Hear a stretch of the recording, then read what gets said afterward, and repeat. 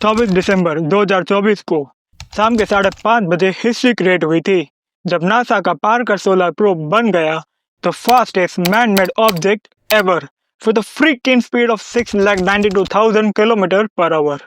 लेकिन ये अब भी 0.067% ऑफ लाइट स्पीड है। सो क्या हम कभी लाइट स्पीड पे ट्रैवल कर पाएंगे?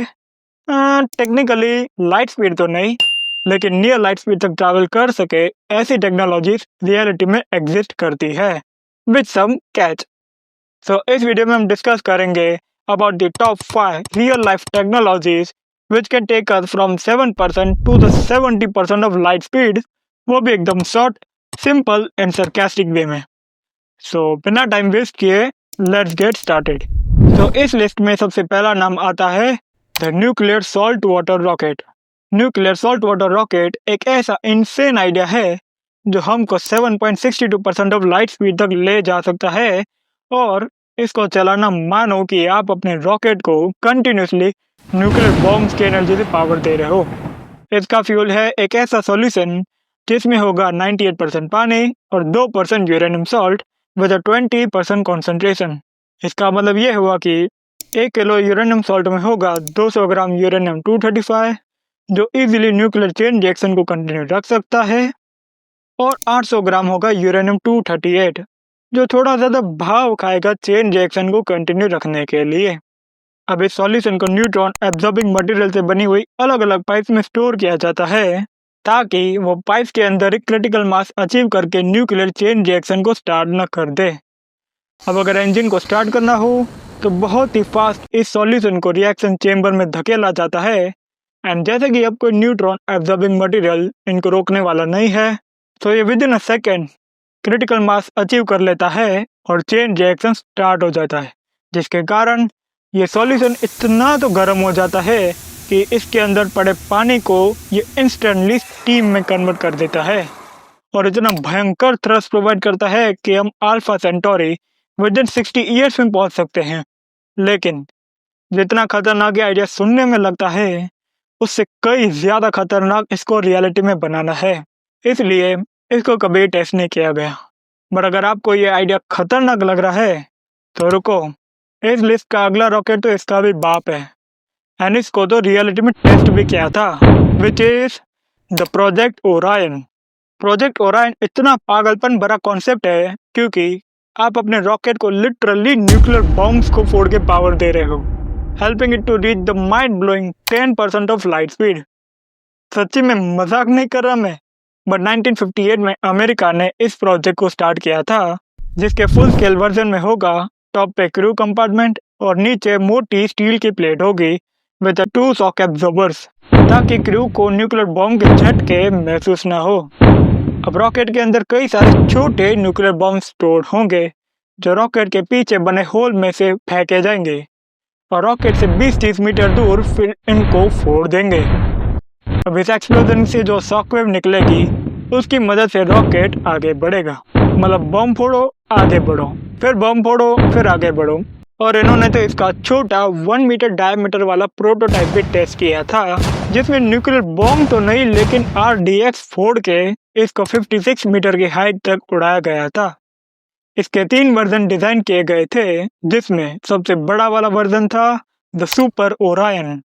इस 80 लाख टन वजनी रॉकेट का डायमीटर आधे बुर्ज खलीफा जितना होगा, एंड जिसके अंदर स्टोर्ड होंगे 1080 बम, एंड हर एक बम का वजन होगा 3000 टन, जिनको फोड़ फोड़ के इसको सिर्फ 36 दिन में ऑलमोस्ट 10% ऑफ लाइट स्पीड तक पहुंचा सकते हैं, मतलब alpha Centauri with in 44 years में। लेकिन बहुत सारी प्रॉब्लम्स होने की वजह से इस प्रोजेक्ट को कैंसिल कर दिया गया। सोचो, अगर ये रियलिटी में होता तो क्या आप इस पे बैठना चाहेंगे? कमेंट सेक्शन में जरूर बताना। Okay, so let's move on to our next near light speed technology which is the project Daedalus. Project Daedalus एक ऐसा न्यूक्लियर फ्यूजन पावर रॉकेट है जो 12% ऑफ लाइट स्पीड तक जा सकता है। इसका वजन होगा 54,000 टन, जिसमें से 50,000 टन तो सिर्फ फ्यूल ही है, बाकी का 3,500 टन का रॉकेट एंड 500 टन का पेलोड। इसकी हाइट 190 मीटर होगी और ये एक 2 स्टेज रॉकेट होगा। जिनके इंजन ड्यूटेरियम हीलियम 3 के फ्यूजन से चलेंगे। बेसिकली ये हर सेकंड 250 जितनी गोलियों को इलेक्ट्रॉन बीम्स की मदद से इतना गर्म कर देता है कि दोनों फ्यूज हो जाते हैं और इतना भयंकर थ्रस्ट प्रोवाइड करते हैं that it can reach 5.9 light years दूर बर्नर्ड स्टार within 50 years। हाँ पता है, आप लोग सोच रहे होंगे कि अल्फा सेंटोरी क्यों नहीं, क्योंकि जब ये रॉकेट डिजाइन हुआ था तब प्लैनेट्स वाला स्टार सिस्टम मिलना बहुत ही रेयर होता था and Bernard star was one of them. और अगर आपको अल्फा सेंटोरी की ही बात करूं तो वो हम 36.4 ईयर्स में पहुंच सकते हैं।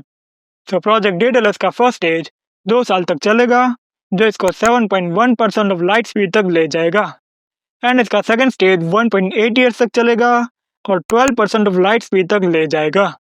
फिर ये 46 ईयर्स तक चुपचाप अंतरिक्ष की सैर करेगा एंड फाइनली बर्नर्ड स्टार पहुंच जाएगा। अब इधर इंटरेस्टिंग बात ये आती है कि जिस ब्रिटिश इंटरप्लैनेटरी सोसाइटी ने इसको डिजाइन किया था उसका जन्म 1930 में हुआ था और तब तक हमने स्पेस में मक्खी भी नहीं उड़ाई थी। ओके, सो अब तक हमने जितनी भी टेक्नोलॉजी देखी उनको हम अभी तो नहीं बना पाएंगे। तो क्या ऐसी कोई टेक्नोलॉजी है जो हम अगले 10-15 साल में देख सके? So let's move on to our next near light speed technology, which is the breakthrough starshot। breakthrough starshot एक बहुत ही सिंपल yet sophisticated मिशन है जो हमको 20% ऑफ लाइट स्पीड तक ले जा सकता है।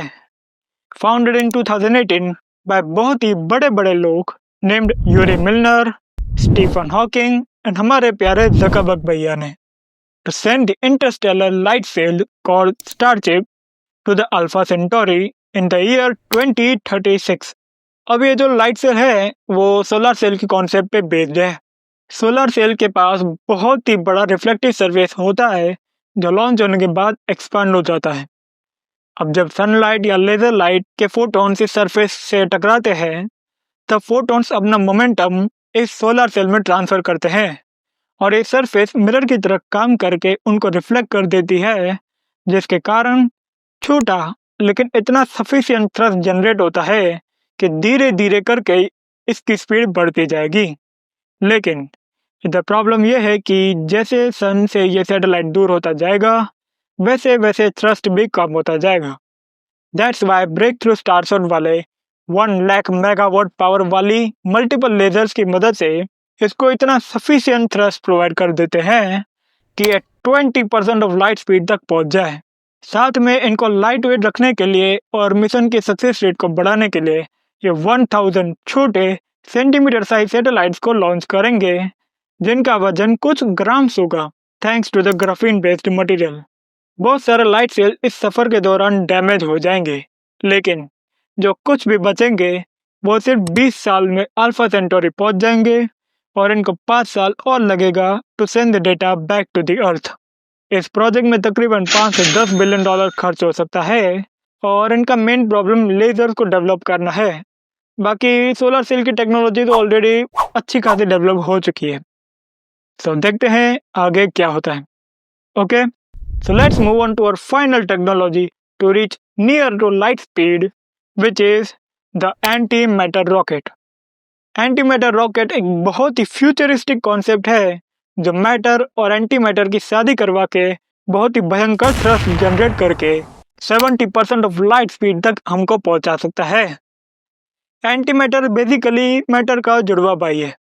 दिखने में दोनों एकदम सेम, लेकिन हरकतों से दोनों टोटली अपोजिट। एंड इसलिए जब दोनों एक साथ टकराते हैं तो 100% प्योर एनर्जी रिलीज होती है।